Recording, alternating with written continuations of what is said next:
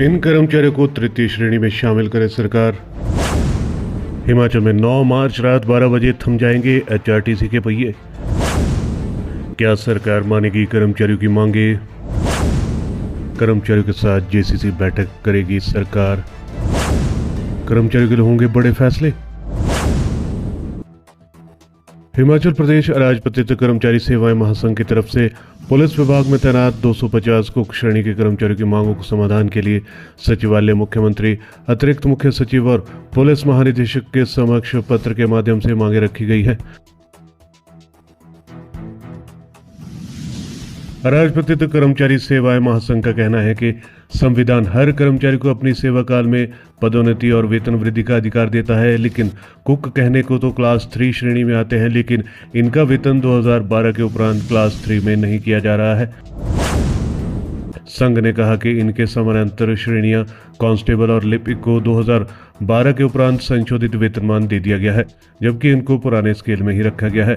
इसके अलावा इनका आगामी कोई भी पदोन्नति चैनल नहीं है, जो कि इनके साथ सरासर अन्याय है।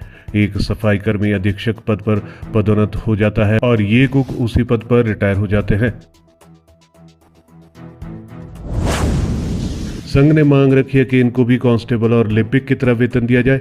भर्ती और पदोन्नति नियमों में संशोधन करके इनको या तो लिपिक या कांस्टेबल के पद पर कोटा दिया जाए, या साल की नियमित सेवा के उपरांत इन्हें सीनियर कुक पदनाम देते हुए वरिष्ठ सहायक का वेतन दिया जाए। 12 साल की नियमित सेवा उपरांत इंचार्ज कुक पदनाम देते हुए अधीक्षक ग्रेड 2 का वेतन दिया जाए। प्रदेश सरकार की तरफ से इन सभी मांगों पर गंभीरता से विचार करने बारे आश्वासन मिला है। वहीं पर हिमाचल प्रदेश एचआरटीसी चालक परिचालक यूनियन ने सरकार को 9 मार्च रात 12 बजे तक का अल्टीमेटम दे दिया है। यदि 9 मार्च तक उनकी मांगे नहीं मानी गई तो 72 घंटे के लिए चक्का जाम होगा। एचआरटीसी चालक परिसंघ पिछले कई दिनों से अपने वित्तीय देनदारियों को अदा करने को लेकर आंदोलनरत है और सरकार पर वादा खिलाफी का आरोप लगा रहे हैं। राज्य सरकार अगर एचआरटीसी ड्राइवर कंडक्टर की देनदारियों को चुकता नहीं करती है तो 9 मार्च की रात 12 बजे से एचआरटीसी ड्राइवर कंडक्टर 72 घंटे यानी कि 3 दिन तक हड़ताल पर चले जाएंगे। एचआरटीसी चालक संघ के अध्यक्ष मान सिंह ठाकुर ने कहा है कि यूनियन ने सरकार को 6 मार्च तक मांगे पूरी करने का अल्टीमेटम दिया था, मगर सरकार ने सभी देनदारी चुकाने के बजाय 5 करोड़ देने की बात कही है। अब ड्राइवर कंडक्टर 5 करोड़ के लॉलीपॉप से हड़ताल का निर्णय वापस नहीं लेंगे। हिमाचल में आवाजाही का सबसे अहम जरिया बसें हैं। एचआरटीसी की बस से दूर दराज के ग्रामीण इलाकों में जाती है। ऐसे में इनकी मांगे पूरी नहीं की गई तो आम जनता को परिवहन सुविधाएं ठप पड़ने पर परेशानी झेलनी पड़ेगी। मान सिंह ठाकुर ने कहा है कि मुख्यमंत्री सुखविंदर सिंह सुक्खू ने पिछले साल एचआरटीसी के स्थापना दिवस पर 59 करोड़ रुपए की किस्त देने की घोषणा की थी, लेकिन अभी तक कर्मचारी को ये राशि नहीं मिली है। निगम उपाध्यक्ष ने भी 5 करोड़ रुपए जारी करने का आश्वासन दिया है। मान सिंह ने कहा है कि कर्मचारी संघ ने स्पष्ट कर दिया है कि 5-10 करोड़ रुपए से काम नहीं चलेगा। वे पूरे 59 करोड़ रुपए की मांग कर रहे हैं। समाधान नहीं निकला तो 9 मार्च रात 12 बजे से हड़ताल शुरू हो जाएगी। इससे राज्य की बस सेवाएं पूरी तरह से ठप हो जाएंगी। वहीं पर कर्मचारियों के साथ जेसीसी बैठक करेगी सरकार। हिमाचल प्रदेश अराजपत्रित कर्मचारी महासंघ के एक गुट के अध्यक्ष त्रिलोक ठाकुर के नेतृत्व में बुधवार को एक बैठक मुख्यमंत्री सुखविंदर सिंह सुक्खू से हुई। इस बैठक में कर्मचारियों की विभिन्न लंबित मांगों पर विस्तृत चर्चा हुई।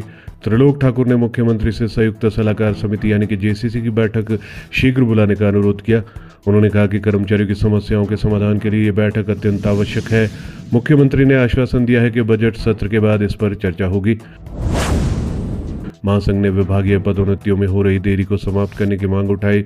उन्होंने कहा कि पात्र कर्मचारियों को समय पर पदोन्नति नहीं मिल रही है, जिससे उनकी कार्य क्षमता प्रभावित हो रही है।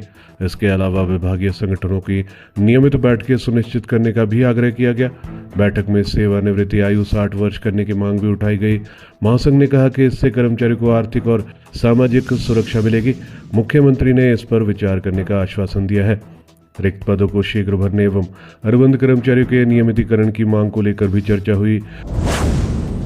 उन्होंने कहा कि विभिन्न विभागों में रिक्त पदों को शीघ्र भरा जाए ताकि कार्य प्रभावित न हो।